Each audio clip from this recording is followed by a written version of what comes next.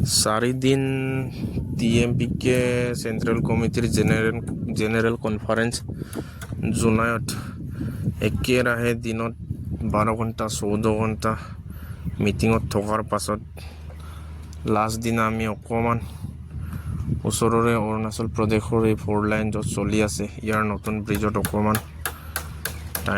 Time spend কৰিলোঁ।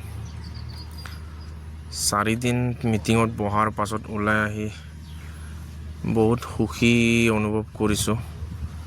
যেনেকৈ পিঞ্জিৰাত থকা চৰাই বা জীৱ জন্তুৱে ওলাই আহিলে এনেকুৱা সুখী অনুভৱ হয়, এনেকুৱাই ফিল হৈছোঁ আমিও।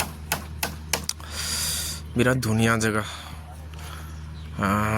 ইফালে দলঙৰ তলেদি ট্ৰেইনৰ চিৰি, নতুনকৈ এতিয়া পাছিঘাটলৈকে যি ট্ৰেইনৰ লাইন ইয়াতে দিয়া আছে এইটো হয়।